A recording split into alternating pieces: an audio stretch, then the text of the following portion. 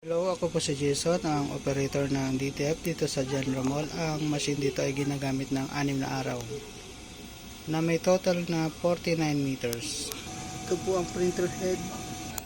Ang huling palit ng colored sa head natin ay noong October 26. Yung white naman ay nitong December 30 lang po.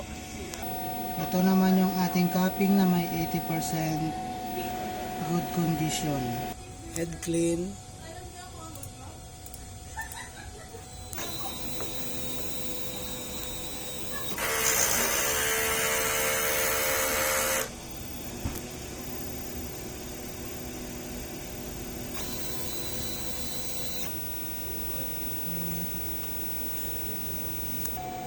Pagkatapos mag-head clean, yung rubber wiper laging pinupunasan ng basahan.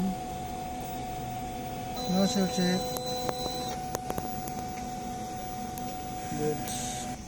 Waste tank ay tama lang. Ink system ay tama lang. Waste tank nilinis kanina, January 22. Ito po ang ABR. Ground wire. Ito po yung mga stock natin.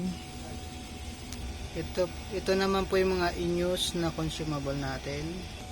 Mga unused. Dito naman po sa baba yung mga DTF film natin. Ito po yung nagamit namin. DTF film.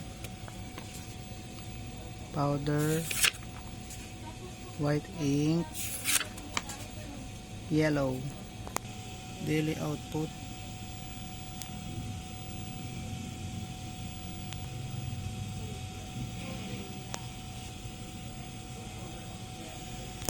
Ito naman po yung daily checklist. Yun lang po, salamat.